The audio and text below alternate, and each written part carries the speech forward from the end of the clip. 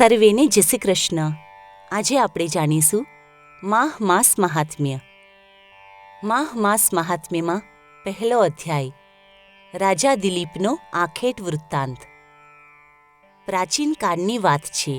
અત્યંત પવિત્ર તીર્થસ્થળ શ્રી નૈમિષારણ્ય ક્ષેત્રમાં બધા મુનિઓએ શ્રી સૂત મહર્ષિને પ્રાર્થના કરીને કહ્યું કે, હે મહર્ષિ, સમસ્ત સુખો તથા મોક્ષ પ્રદાન કરાવનારું એવું માહ માસનું મહાત્મ્ય તમે અમને સવિસ્તાર કહેવાની કૃપા કરો.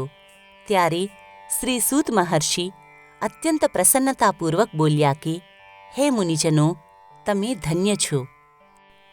તમારું ચિત્ત ભગવાન શ્રી કૃષ્ણની ભક્તિમાં લીન રહે છે. હું તમને માહ માસના મહાત્મ્યનું વર્ણન કરું છું, સાંભળો. સર્વપ્રથમ માહ માસનું સવિસ્તાર વર્ણન ભગવાન શંકરે દેવી પાર્વતીને કર્યું હતું. માટે આ મહાવ્રતના કરણધાર તો સ્વયં દેવાધિદેવ મહાદેવ છે. એક દિવસ કૈલાસ પર્વત પર દેવી પાર્વતીએ અત્યંત જિજ્ઞાસા તથા ભક્તિ સહિત પોતાના આરાધ્ય દેવ ભગવાન શ્રી શંકરને વિનંતી કરી કે, હે પ્રભુ, તમે મને માહ માસનું મહાત્મ્ય, પૂજન વિધિ તથા માહ માસનો ઇતિહાસ આ બધું સવિસ્તાર જણાવવાની કૃપા કરો.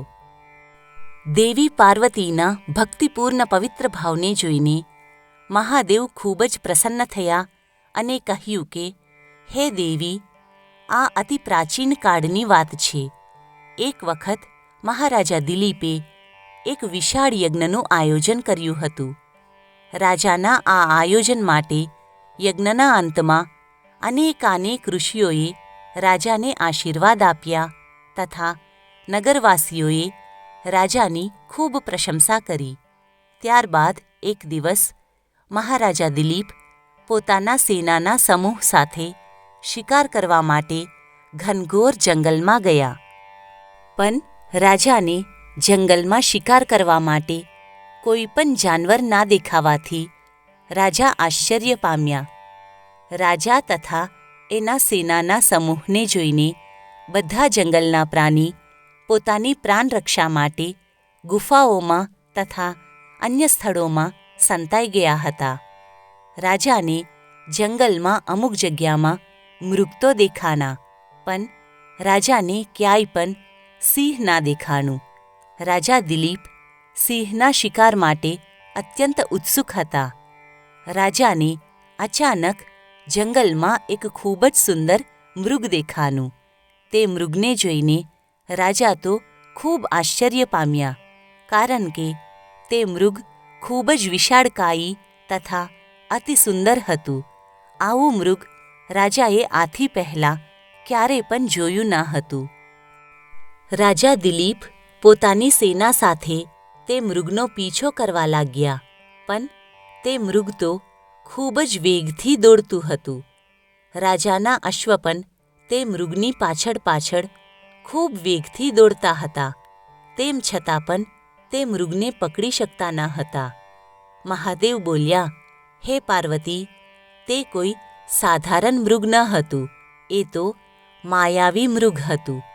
એ મૃગ ખૂબ જ મોટી મોટી છલાંગો ભરીને વાયુવેગે દોડતું હતું તથા એકાએક અદૃશ્ય થઈ જતું હતું. આ જોઈને રાજા તથા એમના અનુચરો વિચારવા લાગ્યા કે આ મૃગ ક્યાં ગયું. આવી રીતે દુર્ગમ વનમાં તે મૃગનો પીછો કરતાં કરતાં સાંજ પડી ગઈ. સૂર્યાસ્તનો સમય થઈ ગયો અને તે મૃગ પણ ગાયબ થઈ ગયું. રાજા થાકી ગયા હતા તથા રાજાને ખૂબ જ તરસ પણ લાગી હતી. રાજા તથા એના અનુચર બધા થાક્યા પાક્યા તરસથી વ્યાકુલ જલાશયની ખોજ કરવા લાગ્યા. ત્યારે અચાનક જ રાજાને દૂર એક વિશાળ તથા સુંદર સરોવર દેખાણું. હે દેવી પાર્વતી, રાજા તથા એના અનુચરો તે સરોવરને જોઈને હર્ષ વિભોર થઈ ગયા.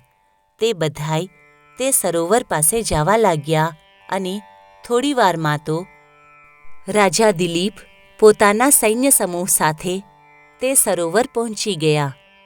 તે સરોવરના ચારે બાજુ ખૂબ જ સુંદર ફળફૂલના વૃક્ષ હતા તથા ઘણા છાયાદાર વૃક્ષો પણ હતા.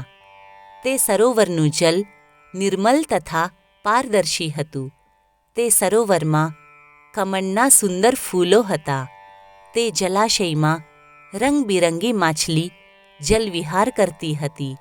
આવું સુંદર દૃશ્ય જોઈને રાજાનું મન પ્રફુલ્લિત થઈ ગયું. રાજા દિલીપે તેના અનુચરોને ત્યાં રાત્રિ વિશ્રામનો આદેશ આપ્યો. રાજાએ તે જલાશયનું નિર્મલ પાણી પીધું તથા તેમાં સ્નાન પણ કર્યું, જેનાથી રાજાનો આખા દિવસનો થાક પળવારમાં જ ઉતરી ગયો. રાત્રિ ભોજન આદિના પહેલાં રાજાએ પોતાના અનુચરોને ચારેય બાજુ જાળ લગાડી દેવાનો આદેશ આપ્યો, કારણ કે રાતના સમયે જંગલના ભયાનક જાનવરો ત્યાં સરોવરના કિનારે પાણી પીવા આવે તથા તે જાનવરોથી પ્રાણહાનિનો ભય હોવાથી રાજાએ રક્ષા માટે ચારે બાજુ જાળ લગાડવાનો આદેશ આપ્યો. સૈનિકોએ રાજાના કહેવા મુજબ ચારે બાજુ જાળ લગાડી દીધો. અર્ધરાત્રિના સમયે એક જંગલી સૂવરોનું સમૂહ ત્યાં સરોવર પાસે પાણી પીવા આવ્યું અને સૈનિકો દ્વારા લગાડેલા જાળમાં તે જંગલી સૂવર ફસાઈ ગયા. રાજા તથા એના સૈનિકોએ મળીને ઘણા જંગલી સૂવરોને મારી નાખ્યા. આ રીતે રાજાની શિકારની તૃષ્ણા પણ પૂરી થઈ ગઈ. તત્પશ્ચાત વહેલી સવારે પ્રાતઃકાળે રાજા દિલીપ પોતાના નગરે જવા માટે રવાના થયા. પણ રાજાને રસ્તામાં એક અત્યંત વૃદ્ધ ઋષિ મળ્યા. તે સાધ્વી ઋષિનું શરીર તો અત્યંત દુર્બળ હતું, પણ તેમના મુખ પર અપાર તેજ વરસતું હતું. ઋષિને જોઈને મહારાજા દિલીપે અશ્વ પરથી ઉતરીને ઋષિના ચરણોમાં સાષ્ટાંગ પ્રણામ કર્યા. ઋષિ ખૂબ જ પ્રસન્ન થયા તથા રાજાને આશીર્વાદ આપ્યા. ઋષિએ રાજાને પૂછ્યું કે, હે રાજન, આ માહ માસમાં તથા આ પુણ્ય બેલામાં તમે ક્યાંથી આવી રહ્યા છો? માહ માસ તથા પુણ્ય બેલા શબ્દ સાંભળીને રાજા દિલીપના મનમાં જિજ્ઞાસા વધી ગઈ તથા તેમના મનમાં માહ માસનું મહાત્મ્ય જાણવાની ઈચ્છા જાગૃત થઈ.